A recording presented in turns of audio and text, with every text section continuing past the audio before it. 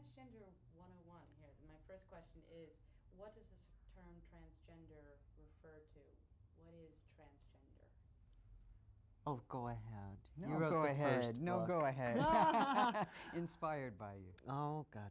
All right. Well, for me, transgender means transgressively gendered. That is, any kind of transgression against the mores and codes that would make up gender in the culture. And that can be anything from having feelings that, well, this gender I'm in right now isn't right. It can have, it can mean something like, well, I'm a woman, but I don't want to be, barefoot and pregnant in my husband's kitchen all the time. It can mean, it can even mean, because in this culture there's this big rule that says real men love women, real women love men. That's a gendered rule. So anyone who's transgressing that rule, a woman who loves women, a man who loves men, is transgressing a gender rule, is in fact transgender. Transgender is just a big old umbrella term that includes just about everyone I know. Leslie? Well, I think for me, I'm watching Okay. Okay. I think for me, I'm watching the term evolve, and this is what happens when movements begin to coalesce, is that language gets hammered out and forged and its meanings change quickly. I saw this happen when the word gay was first raised. Some of my friends said, gay, I'm not happy about my situation, I'll never use that word. No one will ever, and they all offered their own word, and of course I can't remember a single one of them. So these ideas of what these umbrellas mean get hammered out in a collective way. And right now, I think that there's efforts to forge the largest movement possible of people who have crossed the boundaries of sex or gender assumptions that you're assigned at birth, whether that be transsexual women and men, or masculine women and feminine men, or bearded women who allow their beards to grow, or women weightlifters who can't use the women's bathroom because they've been pumping iron. It can mean everyone who doesn't fit that Ozzie and Harriet paradigm of sex and gender. Whereas Leslie and I do fit the Ozzie and Harriet paradigm Yes, we've of just, gender. I'm Ozzie and she's Harriet. Exactly. I mean, Helms isn't so happy about Not that. very happy he just at all. doesn't recognize our potentially nuclear family. Even though we do glow in the dark. We do. Yeah. Some of the words you had written, he, she, butch, what? Okay. What are some of the terms that would be included in this umbrella? There's many. Well, certainly within the lesbian, gay, bi communities, there's a history of transgender expression, which has been at the forefront of helping to create the modern liberation movement. And I would say that people who were referred to as drag queens, she-males, female impersonators, drag kings, diesel dykes, butches, etc. Nowadays, we think of them sometimes as just being synonymous with a certain kind of sexuality, but in fact, there's a lot of butch women who sleep with other butches who are bisexual, and the same thing is true with feminine men. But these are currents of our community who have been visible, who had no closets to be in before there was a movement, who have been visible, and we've been on the front lines. And it was not an accident that it was transgender and transsexual, lesbian, gay, and bi people who were on the front lines of the Stonewall Rebellion. And continuing that, I would say that even outside the lesbian and gay communities, there are people who are intersexed, who have anomalous genitalia, anomalous reproductive organs, anomalous bodies, anomalous chromosomes, anomalous hormones. There are heterosexual cross-dressers going both ways. Yes. Anybody who messes around with gender. Female impersonators has a wonderful tradition, going all the way back and beyond Shakespeare, for example. Not all of those actors were, gay blades or drag queens. That was their job. They played the women's parts. This just happens. It's part of the culture. It's always been part of the culture. We've been the part that's been swept under the carpet, and now we're coming out and we're saying, no more. It's interesting you mentioned theater. Yeah. I was just had been reading something by Goethe. You know, I had always been taught, oh, these guys who were in the theater who played women's roles, you know, don't blame them for what they did on stage. You know, it was just the part that they were playing. But one of the things Goethe was writing about was how well suited the actors appeared to be for their female roles. Really? You know, and you could picture Jay Davidson in The Crying Game, you know, back playing, that's right. I mean, you know, where did people like us go to Yeah. find any measure of, you know, access to work, housing, and social acceptability? You Well, know, where do we go the theater's now? one of the places, right. Right. Where do we Right. go now? And that's been a big issue of That's the right. transgender community. That's why I love your work, Transgender Warriors. Well, and Because you you're on the address that. stage, and people can come and be in the audience Yeah. and suddenly find themselves in a space that's been liberated for that evening, you know? Yeah. We have a Gender-free great deal of space. respect for each We other's work. do. You guys, I can tell you don't like each other at all. No. No, we love each other. Deeply. You mentioned book. I'll start with you, Kate. Gender outlaw. What is an outlaw? What is a why that title? And what inspired you to write that book? Go, Kate. Gender outlaw. I don't know. I came up with the term because I needed a sexy title for the book. But I've always felt like an outlaw. I think anybody who is other knows what outlaw is. Probably anybody, you know, watching the show knows what an outlaw is. You're breaking the law. You're breaking the laws of what people say are the laws of nature. You know, and what nature, you know, don't play with Mother Nature, you know. Yeah, let's play with Mother Nature. What is Mother Nature there but to play with? So yeah, I'm a gender outlaw. I break the laws of nature and the laws of nature as regards gender as often, as frequently as I can. And there's a concrete experience of being an outlaw, too, when in order to get a driver's license, a passport, a bank account, you know, credit cards or whatever, you have to check one of two boxes, M or F. Now, does that mean male, female, man, woman, masculine, feminine? I mean, the people who made the boxes up don't really specify, but for those of us who will never neatly fit into one or the other, if I put down female, my birth sex appears to be at odds with my gender expression, and I'm in trouble every time I show that piece of ID, if I even get it. If I put down, check off the M box, I'm subject to state and federal penalties. I can be imprisoned, fined, or just find myself in a hellified situation with a passport agents and, you know, no rights, or a state trooper in the middle of the highway at night, you know, over a moving violation. See, Leslie and I break different kinds of laws. I'm legally a woman. All right, I went through this whole major gender change. I had my birth certificate changed. I'm legally a woman. I don't call myself a woman. I don't believe I am a woman. Doesn't work for me. But on the books, I am, and I can travel. I can do the passport number. The way I look matches up with what's now on my birth certificate, what's on my passport. Whereas how do you define it? Very, very differently. Yeah, and what I want to know is if you've got a photo on the ID, why the hell do you have to have an M or an F? I mean, you hold it up and you say, see this picture, see me? Yep, that's me. That's a positive identification. You know, when I was a kid, I was told I had to put race down on documents. It was mandatory. The government just had to know what race you were in order to deal with you. Well, one of the dismantlings of the Jim Crow laws, or the worst of them anyway, during the Civil Rights Movement, was to remove that. Well, you're not supposed to be able to discriminate based on whether somebody's male or female. And of course, there's nothing in between to show that whole spectrum, that whole anatomical spectrum of intersexuality. So why do we have to have them? Why can't you have identification papers that have current photos that reflect the changes that people go through in their life? And even more insidious than that is the use of pronouns. You know, you've got he, she, and it. So he's got a good point here. You know, it is very demeaning. It's a demeaning, it's come to be a demeaning thing. You go, what's that? It, look at it over there. It's a demeaning thing. But in the same way that the Jim Crow laws were taken off the books and we don't have to answer, what race are you?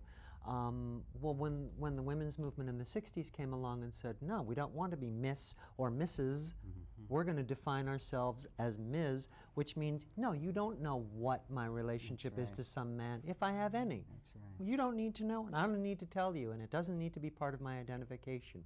Why should he or she be part of our identification? right. So there are a couple of pronouns now. Minnie Bruce Pratt uses, I pronounce it she.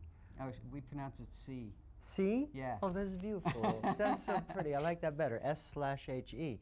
In a recent book I wrote with Caitlin Sullivan, Nearly Roadkill, we use Z, ZE, Yeah. which is very common on the internet, and here, HIR. Z sat down at her computer and turned it on. Why do we have to know whether that was a man or a woman or neither?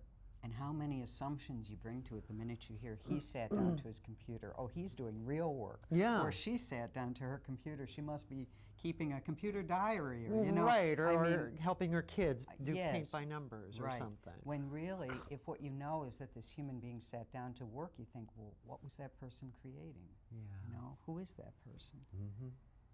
You're on the subject actually of the internet. I was going to ask that later. How much has the internet sort of fueled this movement? I mean, has that played a major role? Oh, take it away. The I'll cyber start. queen. I'll start with this. Yeah, Cyber Queen. The transgender movement, if we can loosely call it that, I like Leslie's term, a coalition, trans coalition of movements, is the first civil rights movement to grow up in cyberspace. And I love that because the nature of cyberspace, boundaryless, moreless, valueless, reflects a transgender experience, which is boundaryless. And so the actual medium reflects the identity. It's just free-floating. And in cyberspace, a lot of what are called offline values, real-time values, stuff that doesn't happen in cyberspace, show up very, very sharply in cyberspace. The first question people ask, are you a male or female? M or F, they always ask, and then it's become a word, morph, M-O-R-F, meaning, you know, are you male or are you female? And my answer is, what would you like me to be tonight, honey? And I think it's not only an experience for the trans communities, but for everyone who gets into cyberspace. You Yep. suddenly have a bodiless, voiceless communication. The timbre of your voice, the shape of your body no longer predetermines interactions or assumptions people are going to lay on you. So you have to ask yourself, who am I? What name do I want to use in cyberspace, and who is that person? And if I'm listening to someone else, I have to really listen to them because I can't see them and make judgments about them. It's a great rehearsal space for life That's great. and playing with any identity you want to be. And let's forget gender, any identity right. you want to be. Mm-hmm. That's fascinating. I want to go back to, so I know that I have this. You just published a book, Transgender Warrior. What Yes. inspired you to write that book? I mean, I just finished it. It was years and years and years and years and years in the making. Yes. So I know that what single event inspired is probably not the right question, but I would say that Transgender Warriors is the book that I've had to write my entire life, because every time someone said to me, I just don't get what you are, you know, well, maybe people don't have a right to beat you up or fire you or not hire you in the first place, but it's just not natural. Every time I sputtered, this was what I wanted to be saying, is that every single culture on this planet, every society, every continent, including the North Pole, has always had a range of gender expressions, no matter how gender was expressed. And that the oldest written and oral traditions show us that sex change was once a very sacred path in ancient times, and intersexuality can be found as part of the creation stories everywhere of all peoples. But we haven't always been reviled and hunted and hated. That there was a beginning to that, and therefore there can be an end to it, and we don't have to accept it, that bigotry, any form of bigotry or racism, is just a product of human nature that we just have to accept because, well, you can't, what can you do, you know? But I wrote Stone Butch Blues as a novel first, with the intention of writing Transgender Warriors as my kind of 1-2 punch on transgender, because I felt that it was one thing to reach out to people's thinking and say, look at all this information, look at all these photos, let it shake up your thinking. But if people hadn't thought about it at all, then I wanted to take them with a novel through the life and experiences of someone who is treated completely differently based on whether they're perceived as a masculine woman, as a feminine man, as an androgynous person. And that was Stonebridge Blues. And from there, Transgender Warriors, it started out subtitled this year as Making History from Joan of Arc to RuPaul, but I've updated and written a new afterword for the paperback coming out this spring, re-subtitling it Making History from Joan of Arc to Dennis Rodman, to reflect a very real struggle that's been treated like a circus in the media, a very racist, transphobic circus, but in fact has been a very genuine struggle for the dignity of one of the greatest NBA rebounders in history. Explain Dennis Rodman. Dennis Rodman is a cross-dressing National Basketball Association superstar. And when he went to his book signing in complete drag, and the book, in fact, talked about how early he had begun cross-dressing or role-playing. That's not a good word, but cross-dressing, let's say. It's somebody else's role and it's my identity. You know, it's a loaded word. But, you know, people said, oh, it's just a publicity stunt. You know, Howard Stern did it. Well, you know, to compare an African-American basketball player who's been cross-dressing his whole life with a racist, really a bigot, like Howard Stern, who, whether or not he's privately a cross-dresser, conducts it same mocking sort of tone to cross-dressing in public as he does all his anti-gay and you know, anti-woman diatribes, is trying to reduce the courage of Dennis Rodman coming out to being a kind of a joke, like this rich men's club that they hold every year, the Bohemian Grove, where, you know, the presidents and the corporate CEOs, you know, they put on half coconut shells and wigs and they prance around. That's not drag, you know, that's as anti-drag as it is misogynist. Well, so is Howard Stern's expression publicly. And Dennis Rodman's coming out as a cross-dresser took as much courage off the court as he shows on the court. And the youth in my neighborhood, they have jackets with his name on it. They wear his number proudly, and a lot of them have even dyed their hair his color. You know, he's given great freedom to youths growing up to express themselves and say, you know, and I could change NBA history too. You know, I could make a defensive player make the game come to life. It's kind of like what Martina Navratilova, as such a mega sports star, did for dykes in general. Dennis Rodman is doing for transgendered people in general, and very, very much loved and cherished. Yes, and such a manly sport too. Yes. With bare knuckle ball with painted nails. Yep. Yeah. Actually, while we're on this, Brandon, Tina, I mean, what are some of the examples that people have heard? Tell me about the violence against transgendered people.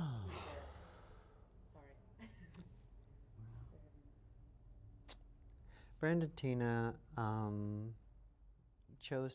was born Tina Brandon and chose to live as a man in a small town in Nebraska, and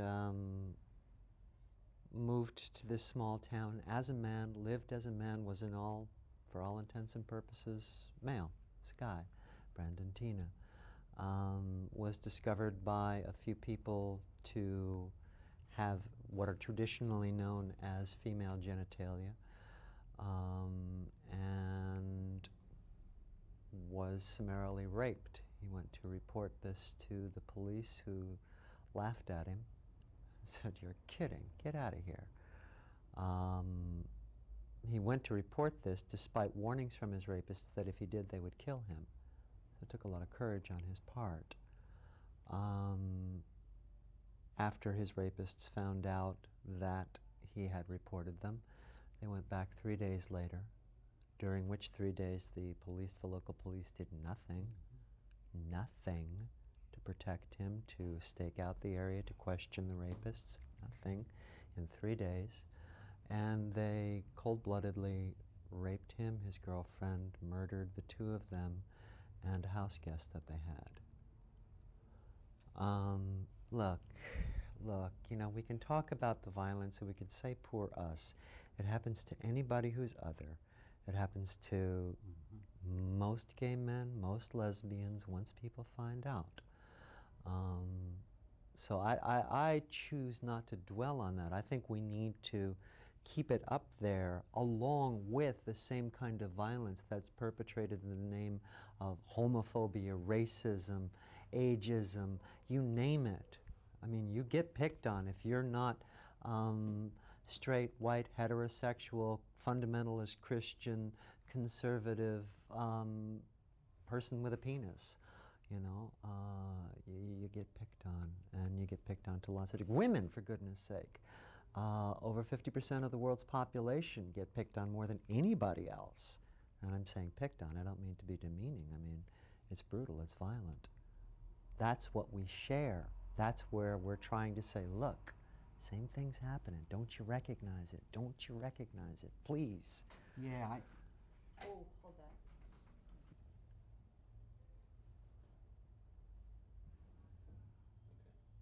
well, I think that's the point, is that people don't know the violence is going on, and they don't know the toll that it takes in shaping our lives. Every time someone stares at me angrily and nudges their friends, or throws a beer can out the window, every time somebody shouts a slur. Hold on, I'm sorry. Yeah. Sorry about that. That's okay. You're gonna turn that off? Yeah. Great.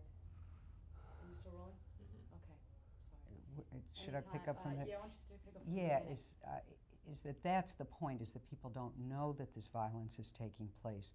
They don't know that it shapes our lives, that every time someone shouts a slur at us, throws a beer can out the window, glares in anger and nudges their friends, that you live with the tension of knowing how quickly it can escalate into a life-threatening situation. And as a result, when we hear that Brandon Teena, whose crime was that he was living in the sex that was home to him in Nebraska, was while in police custody for a minor infraction, discovered to have been born female, that the police outed him to this town of 1,000. They put his birth name in the newspaper. And then he was kidnapped and gang raped and later murdered with 2 other human beings.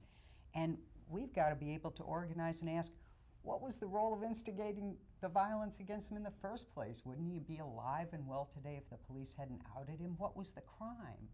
And the same thing with Marsha Johnson in this city, in New York City. Marsha P. Johnson. The P in her middle name stood for Pay It No Mind. I mean, we all came of age under her tutelage, in a sense, at 4 a.m. on Christopher Street. She was an African-American drag queen combatant at the Stonewall Rebellion that was the shot heard around the world, that helped shape this modern movement.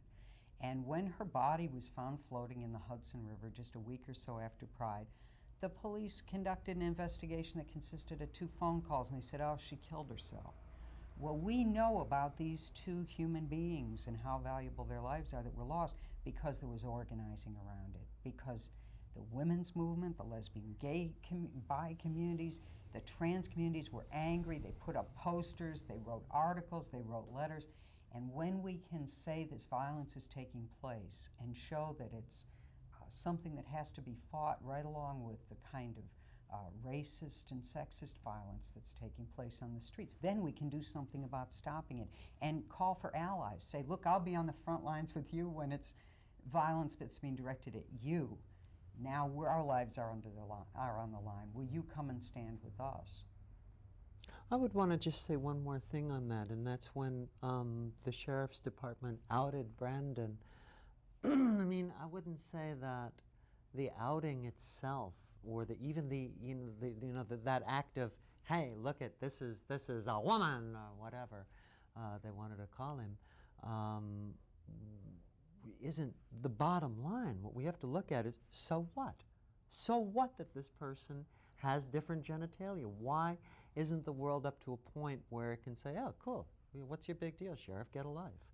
Well, I think that when the sheriff said about Brandon Teena to the media, as far as I'm concerned, you can call it.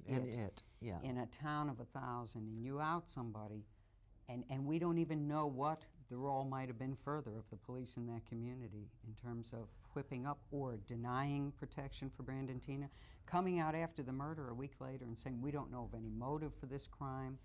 This has got to be investigated as a role in the violence. I mean, we know from the bar raids what happens when the police set you up. You know, it's like putting you in general population and telling everybody, you know, who you are, and then saying, well, we weren't responsible for the gang rape. You know, we just put you in general population and told everybody you were differently gendered. I agree with you. I totally agree with you. And I see that as, you know, a symptom of something a little bit deeper, that we haven't been able to get our identities as complete human beings. Mm-hmm. Me, you know, neither male nor female, with a male, male past, you know, and then looking somewhat female these days. And why isn't that just acceptable? Yes, the police right now, the way they work it are fanning the flames of anger, violence, hatred. Yes, but I think there's still another step to go, and that would come to full acceptance on everybody's part of, you know, their own mix and blurs of gender. And that's what I think the Organizing Against the Violence is doing, is making people say this is a human life that's been lost, you know. This is a voice that's been silenced forever, and that is a bell that tolls for everyone. What are some of the experiences you both have had? I mean, you have obviously felt this firsthand as well. From the time I'm not safe from the time I leave my house in the morning till the time I lock my door at night. Every single ride on the subway, every walk down the street, my wife, Minnie Bruce Pratt, calls it the wave effect. You know, when there's people on the street, they begin staring.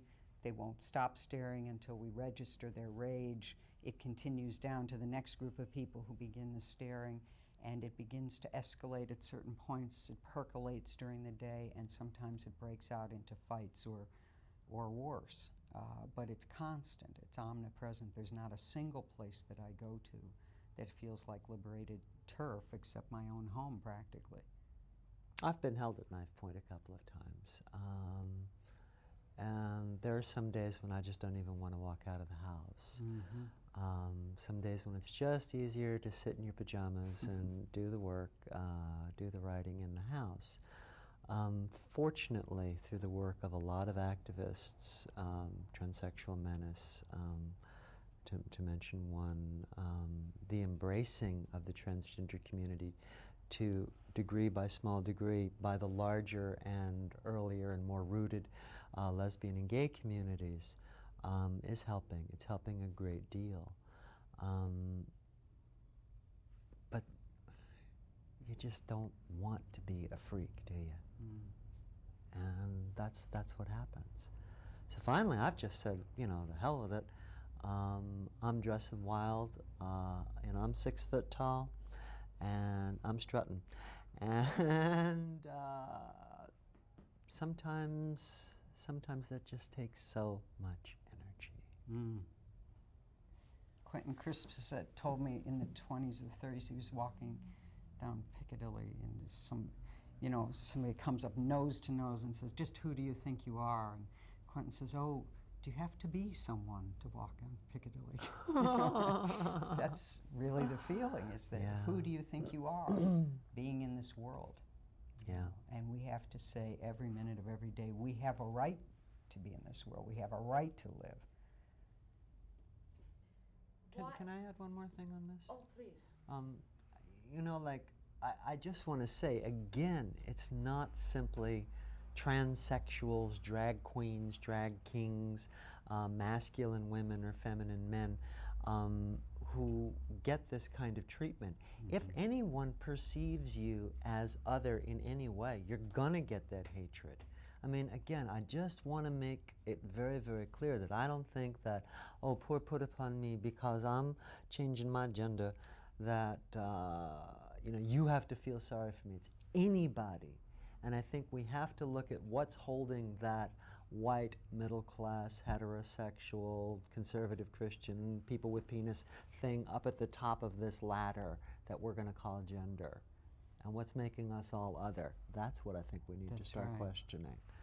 That's hopefully what oppression does, is to wake you up. Yeah. You know, your hair's on fire. You got to wake up and figure out what's going on and see your relationship to other people who are oppressed in society and feel a kinship or a solidarity that's not based on an identical experience, but an identical intertwined goal. I mean, we're not going to, one of us is not going to be free until all of us are, period. Yep. I want to ask specifically, what you're basically saying, what are the connections between the gay and lesbian liberation movement and the transgender liberation movement? I mean, what are the connections between the movements, and what are the significant differences? I mean, there's this, should the T be with the LGB, and there was the should You the B bet. with the L and G, you know, so how do you react to that? I mean, what are the connections and differences between? Daddy? Well, okay, Mom. Well, Kate and I are a couple of the connections. I mean, we are part of two huge overlapping populations. The drag queens at Stonewall and the transsexuals and the drag kings. If you said, now, are you fighting back against the police brutality because you're gay, because you're lesbian, because you're drag queen, because you're black, Latina, because you're homeless, because you're youth? People were fighting back through united identities that were complex, and they show that overlap of these two populations. Drag queens, transsexual women and men who are gay, lesbian, or bisexual, intersexual people. There's so many people whose sexualities overlap in these two populations. But aside from that, those who would like to see us dead, those who are organizing not only against our civil rights, but our right to live, to work, to have housing, to have our relationships respected, to have children, see us as queer with a capital Q. And we are taking that war that's being directed against us, and we are organizing the largest possible response. And that LGBT represent huge open doors for populations who I think's liberation is inextricably bound. I mean, I can remember in New York City, this was before bisexual inclusion, when there was a civil rights bill before the city council, the New York Times would run this editorial. They'd say, what are these people asking for? Men in high heels and dresses to be firefighters? Well, how are we going to build a strong lesbian, gay, bi communities by saying, no, no, we don't mean those people over there, we're not all like that. We got to be able to say any cross-dresser would know to wear sensible shoes on a job like that. You're trying to divide us. It's job discrimination. We won't stand for it. The lesbian, gay, bi communities have a tremendous stake in being able to stand up against transphobia and genderphobia. And all trans people are perceived as being gay. I mean, it doesn't matter who your partner is, what your sexuality is, how complicated. When you're surrounded by bashers, you're queer. And that becomes a front line to fight back on. I like that, you know, you got LBGT, whatever. I like lesbigators. I mean, you know, like that kind of says it all with the trans in the end there. But I think we are a very real thorn in the side of the current, as it is, lesbian and gay movement, if there is such a thing anymore. I think there are strong elements within the lesbian and gay communities in different movements. But I think we're definitely a thorn in the side. We're a challenge. For someone to love me, what if a lesbian loves me? Well, I'm not a woman. What does that make that lesbian? What if a gay man thinks I'm attractive? What does that make him? You know, what if a gay man's turned on to Leslie? Oh my God! You know, so we're calling the construct of sexual orientation as a basis for identity into question. We're saying, well, maybe there's something else there.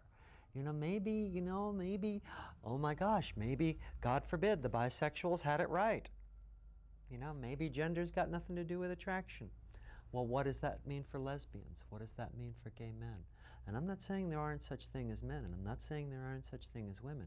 I'm saying there are probably a lot more categories which might expand our definitions of sexual orientation. And that's problematic, and I acknowledge that. Well, Maya, I agree that that's one of the contributions that every movement makes. Yep. It shakes up human thinking. I mean, that's what the women's liberation movement did, and that's what early lesbian gay liberation did. But I also am finding, and I don't know about your experiences, but I'm finding traveling around the country a tremendous excitement by people who are the lesbian, gay, bi communities. I mean, they are the heartbeat of it, who want things shaken up. Yeah. You know, who feel like the way things are now is really heavy and threatening and ominous. And to have a revitalized, more dynamic movement that calls into question all the things that you've been taught, which are oppressive and weighty on your thinking, feels like liberation. And that's what an early movement does too. That challenge, I think, can just energize people and thrill them. Not to mention the fact that we're awfully cute. We are. I mean, you know, and that's really part of it, you know? I mean, God, you know, I love... You don't think they just love you for your ideas? I hope not. I hope not. But I think exactly what Leslie is saying is that we are shaking things up, and I think it may be time to relook at how we're defining our community. Are we going to keep on adding initials ad infinitum? What about intersex? What about SM players? What about sex workers? You know, how far are we going to go on before we realize that it's got nothing to do with identity anymore? It has everything to do with values. It has everything to do with the need to forge a community based on values of compassion, universal rights, universal access. That's what I think is going to be the upshot of this shakeup. And I'm not worried about how many initials we add, because I always feel like literally each one becomes this open door for people who weren't sure before it was in the title if this was their movement too, if they would be welcome. And I always say that when we all get together in the room, when all those little doors in the acronym are open and we're all together, we can come up with some shorter words that embrace all of it. But we can't do it till we're all in the room and we're all equal partners of the coalition. It's true. Tell me about the Michigan Women's Festival. Why bother? I mean, do you like bugs? I mean, the Michigan Women's Music Festival. I mean, you know, people say, you know, like, you know, oh, don't you feel terrible that you know, transsexual women are not allowed? No, I think it's a private party, and anybody who, you know, anybody who has a private party is well within their rights to say, we don't want this. I think what has happened with the Michigan Women's Music Festival is they haven't said that. They just haven't said the words, no transsexuals allowed. If they said that, that would probably be respected. But then they would have to start saying, what is a woman? They don't say that either. They say women only. That's their problem.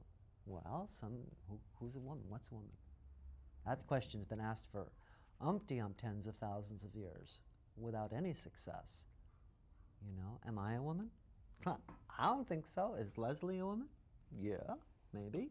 I'm certainly not welcome under those policies. And whose definition of woman? You know, like Phyllis Schlafly would walk in there and say, these are 8,000 creatures. These are not women. Whose definition of woman? It's a mess. And I think that any kind of separatism has its place in any movement. I think it's a time for people who need to heal to get together and get strong, get real sure of their identity, sure enough where they can be big enough and big-hearted enough and compassionate enough to throw that door open and say, you're welcome. We're strong, you're welcome. I think to the degree that they're closing that door, to that degree it needs to be honored. You know, obviously, some people need some more healing time. I don't like bugs. I don't like sleeping outside. I would go into the camper. Ooh. So why did you have why did you fight together? I just saw those photographs of you. Right. Well, I've made it very clear that even though I'm born female in this society, that I don't go to or perform in any space that is titled Women Born Women Only. I am very happy to go to space that says all women welcome, because then it is drawing like a magnet all those who self-identify, who want to be in women's space. And I feel like, Kate, that all people who are oppressed or discriminated against in the society have a right to get together, you know, whether that be a Third World Caucus or it be a women's dance, whatever it is. But I think that when you begin to set a policy that defines who's going to be a woman and police the boundaries of it, then it's not only a threat to everyone who doesn't fit that, you know, gee, her feet are kind of big, her voice is kind of low, look at that beard growth, what do you think about that one? It sets up an unhealthy atmosphere. Who's pure enough to decide who's woman enough? And I think also that it reverts back to a biological definition of woman, Yep. which biological determinism, it's always been the club used against women. You can't suddenly lift that up as a liberating weapon. I think that that kind of definition, woman-born woman, that we're all women, we all have identical experiences, it's innate, is a setback to the women's movement. So the picture that I saw was you and Ricky and her holding hands going into the Women's Festival. Why you actually did speak there? Well, I had always said that I would go, the only time I'd go into any space that had been women-born women only is when I could go together with my transsexual sisters. And we held a Camp Trans outside of the Michigan Women's Music Festival. The first year that I went, hundreds of women walked miles, and we'd hold these meetings out in the woods talking about what trans liberation meant in relation to women's liberation that were so large that we needed microphones and speakers. It was exciting, and a lot of women said it felt like the early days of women's liberation again, of challenging, well, wait, what does it mean to be a woman? Is it experiential? Is it innate? What is our link to each other? And finally, we were able to go inside. We were invited by the Lesbian Avengers, and we held a meeting inside. And I don't want to specifically look too much at one festival in the women's movement, particularly because it's not the movement. Cultural events always lag behind changes in activism that are going on in our community, and it makes it be as though the women's movement is a site of resistance to trans liberation, when in fact I feel like the women's movement is as much of an ally to trans liberation, both potentially and through its growing realization, as the lesbian, gay, and bi communities are. Movements, if it's not conscious, it's still unconscious. We're in a larger society, and our movements have to examine the kind of thinking that we've all been taught early on. And I think that it's a contribution that trans liberation is making to women's liberation, to redraw the boundaries, to show the depth and breadth of sex and gender oppression that holds up as two of the many pillars of this rotten system. It's going to take all of us to help tear them down. I see transgender movement, again, for lack of a better term, as a logical extension of feminism, Yes. which, as Leslie was saying, like biology is not destiny, keep your laws off my body. Look at us. That's right. I mean, That's right. who's embracing that? Who's living that? Who's going out there getting their throats cut for that? Thank you. Hold on. Will you hold roll for a minute? I want to look over. Wow. I get in going like, what? Huge question. Why is this so threatening to society? Why is this so threatening even to the gay and lesbian, to many gays and lesbians? They go, I don't get this. Changing your gender? Why can't you just be the gender you were born? Why is this so threatening to society, to this society, the Western society? Well, I Again, think my question won't be in. I think that whenever I look to why people are threatened by any form of a liberation movement or a struggle against any form of inequality or discrimination, I look to the system which spawns that rigidity, or which depends on that rigidity. And the newspapers have been having all these expensive studies that have been saying that there's the greatest polarization of wealth and poverty in this country of any of the 25 industrialized countries, that 1% of the families in this country control almost half the wealth that's produced collectively. And if you were watching a Spartacus movie, you could look at it and say, oh, see how divide and conquer, see how they're making the slaves all fight each other to keep them from being a slave rebellion and getting rid of those few overlords. But we don't always see it so easily when we're living in it. I think that one of the things that trans liberation is doing is to say why you don't have to know if someone is a man or a woman. Are you asking me out? Are you asking to sleep with me? Well, then maybe or maybe not. It becomes a question, but not through daily interaction in a coffee shop. The fact that in a society where women are institutionally treated as less in value than men, then it's very important that you keep a moat between the two and that you make the differences out to be something that's Venusian or from Mars, that you just can't bridge the gap, when in fact we're living evidence that there are whole spectrums of human anatomy, of human desire, of human expression. And to take a look at what that systemic oppression is doing on a very individual basis, it's gotten to the point where we actually believe that gender is a very natural thing. Mm-hmm. And that not only that, there are only two genders, male and female, man and woman. There's four, excuse me.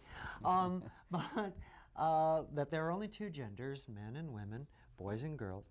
There's six. I'm sorry, having trouble with this, but let's just say there are two genders, okay?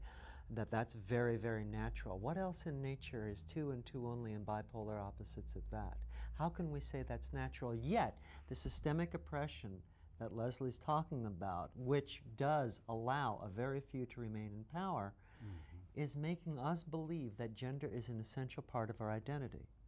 Do you go to bed wondering whether you're a man or a woman or why you can't be either? I have every day of my life. Many, many people are. But we're not allowed to voice that wondering, and so we go quite mad. Why do I have to fit myself into a box that no one has been able to define to date? Who can define it? What is a man? What is a woman? Why do we have to be one or the other? If those three questions were honestly asked for 3 minutes by every single person on the face of the planet, those 3 minutes would change the course of history forever. I grew up in a city that was segregated right down the middle, so they didn't even have to put apartheid signs on the water fountains. And white adults would tell me, the separation of black and white, it's God's law. It took the civil rights movement and the black and Latino liberation movements to say, you don't have to look up there to find who wrote the laws. You look right down here on earth. Those laws serve a purpose. They pit people against each other, they keep the divisions in place, and... Oops, hold on. What was that? Blown fuse? This movement's going. Is it growing? Is it... Well, without the benefit of a crystal ball, I think that honestly it's not predetermined. Oh, the Where, transgender movement, make sure you include the... Yeah, okay. I think that without a crystal ball, it's impossible to say exactly where the transgender, trans-liberation movement is going.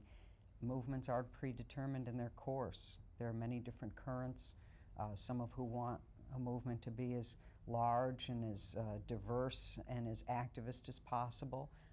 Others may want to go a course of more acceptance and being able to just live their lives quietly. We certainly saw with the women's movement how many currents made up what gets loosely called the women's movement, and different currents can be in ascendancy and push forward like a tidal wave and then recede from weariness or in a reactionary period. So I think that it behooves everyone who has a trans identity under that great umbrella to be able to coalesce and talk about where we do want to go. There's certainly no end to the grievances or the discrimination that we face in terms of finding issues to fight on. How large a movement we can cement, what kind of solidarity and trust we can build between communities with different identities, I think will help to determine that course. What Z said. I wanted to go back to the gender identity disorder. Because I might address that in this. What are you were saying before that there is actually a benefit to having it on the books. Can you explain that? I think you're very articulate with that. Well, I'm speaking as someone who's not transsexual, who's in complete support of the right of the transsexual community, of transsexual women and men to get together and discuss this issue, and I support what comes out of that discussion, what's in the best interest of the transsexual community. I think that as a supporter, I am not in a position to take a side on this. I think that it's people have a right to surgery and hormones and any other care, health care, to be affordable and accessible. And currently, it requires a diagnosis of gender identity disorder to get those human rights. And so to just remove that classification from the American Psychiatric or Psychological Association from the APA and not replace it with an accessibility to surgery and other health care would leave transsexual women and men in the lurch. So I'm ready to fight for whatever solution makes health care accessible for all transsexual women and men and for other people who want to shape their bodies and their identities. What have been your experiences with the, recently, with both, I mean, with the healthcare industry? How are doctors? Oy. Well, I'm sitting here with an intravenous shunt in my hand, having spent 11 months with a very serious, potentially life-threatening illness that was mishandled and mistreated in its early stage because of the absolute hatred that was exhibited to me and the care that was denied to me by some healthcare professionals. I went to an emergency room during a snowstorm with a raging fever and was told by the doctor there to go home and never come back, that I had a fever because I was a very troubled person and I worried too much. I had to leave in New York City Hospital here after only less than 3 days because of the level of hostility just grew and grew to the point where I didn't feel safe in the hospital. And luckily the Lesbian Gay Anti-Violence Project here is going to help me pursue a course of activism which will hopefully change that hospital's policy forever. You know, we have a right to have our bodies treated with the kind of respect and dignity that we accord our bodies, and we're not getting that. It's going to be a fight.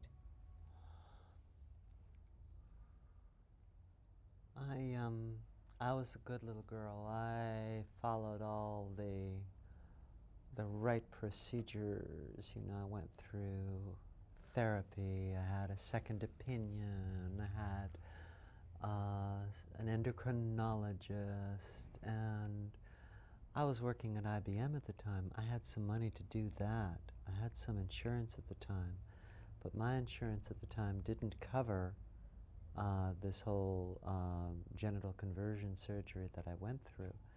I piggybacked onto my wife's Blue Cross at the time. Mm-hmm. If I hadn't done that, I wouldn't have been able to afford it.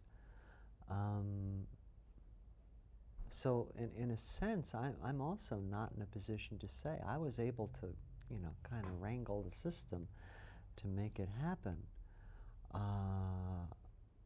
I'm not sure, and this is a really tricky line here, I'm not sure that body modification is an answer. I know it's not an answer for everybody. I know it's not either or. I know it's not based on genitals. It is a matter of an individual comfort level. Some people need that body modification for comfort and to be able to live their lives as fully as they can. I think far fewer people will need that to the degree that we can simply acknowledge that there are lots of different types of gender expression. So there are women running around with male genitalia. So there are men running around with female genitalia. So what? You know, and I think to the degree that becomes more and more understood and acceptable, then the number of people demanding or needing a deep, deep need for body modification will probably drop, and it will probably never, ever drop to zero. And I am really glad I went through this. I'm very, very, very glad of it. I probably would have been horribly miserable if I hadn't. But I'm a product of having grown up in the 50s. I'm a product of that kind of modernist, essentialist culture, you know? I grew up at Leave It to Beaver, and I was the beaver, so to speak. Not going to touch that one. Well, I'd like to add something to that because of the vantage point of some of the research that I've been doing. It's been interesting for me to find how ancient sex change is, surgical, and I would hypothesize perhaps hormonal, since our earliest ancestors knew a good deal about the effects of herbs and things on the system, that sex change, surgical sex change, took place in societies where people were treated with respect and equality, very different from the societies we live in now. I think that sex change has been very much presented to us as a high-tech phenomenon or a product of the sort of straitjacketing of the sex and gender choices, the only binary choices that are being made for us in society. It's been interesting for me to find that even in societies that allowed for more than two sexes, that people went through surgical sex changes. So I think that it's very simple in a way. It's what the women's movement has been demanding. It's why we've linked arms in front of abortion clinics at dawn in the cold rain to say that each person has a right to control their own body, which means the right of intersexual infants not to be butchered and genitally mutilated when they're a few days old and most certainly have not given their consent, the right of transsexual women and men to shape their own bodies, the right of women to reproductive freedom. It's really the right of each person to control their own body. And the moment we hand that over to someone, the church, the state, a public poll, all of our bodies are in danger. I agree, and I think that gender itself needs to be a matter of informed consent. And I don't think a person is fully informed if they believe that there's only man or woman. That is not informed consent. Because here I am neither. I am neither a man nor a woman. There are at least 3 genders, if not 3 quadrillion genders. And so when a decision for body modification is based on a belief that if I'm not one, I have to be the other. In order to be the other, I have to modify my body, then I think some more thought processes, some more in-depth looking needs to take place. If when all that looking has taken place, so like, okay, I've seen all this spectrum available to me now. I still want my body modified. Great, go get it done. And as Leslie's saying, there should be proper access and freedom to that access. But I think I would really, really, really be sad to see someone leaping to body modification on the belief that there are only 2 genders and that they're based on bodies. Okay. This is called My Gender Workbook, and it's a series of exercises. It takes it from spiritual, physical, political, all different kinds of angles to get you to look at really what is your, to get you to be able to make an informed consent decision on what your gender is. You know, and smile a little and look, just yeah, smile. You can think of Diane DeMassa doing a little Katie cartoon. She's going to draw Kate going through this little book. Hothead Kate Bornstein. Hothead Kate Bornstein, yes. Okay, let's go the other way. Leslie, what are you working on right now? I'm working on a novel called Drag King Dreams, and I'm working on a nonfiction book about how it is throughout the ages that individuals have been able to effect the greatest change in their societies.